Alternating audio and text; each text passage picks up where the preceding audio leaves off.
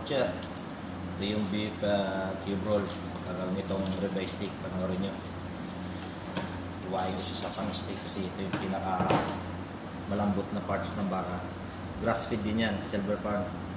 Galing New Zealand. Kaya watch nyo. Paano kami maghiwa dito ng ribeye. Tanggalin ko muna yung plastic mga kabutcher. Yan. Ganyan ang itsura niya mga kabutcher, ang haba, di ba? Punasan muna natin siya ng tissue para mawala yung ano niya. Trim natin ng konti mga kabutcher. Yan.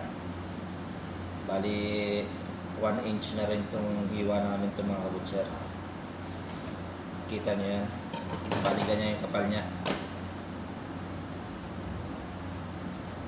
Yan.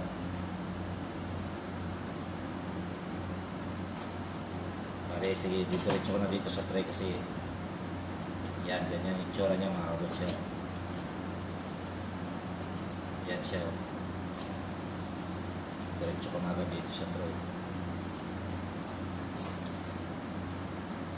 I-slice lang ako ng 8 piraso para pan-display sa counter. Yan. Napakalambot ng parts nito mga kabutcher. Ito yung paborito ng mga Europe na customer dito. Ginagawa na ng steak. Yan. Ito yung buo lang sa lalagay namin sa counter. Ito na buo lang sa display. Dito lalagay namin sa tray. Ganyan ang itsura niya mga kabutcher. Kaya magiging butcher kayo dito sa aming market, ganyan magiging trabaho nyo. Kaya hanggang dito na lang.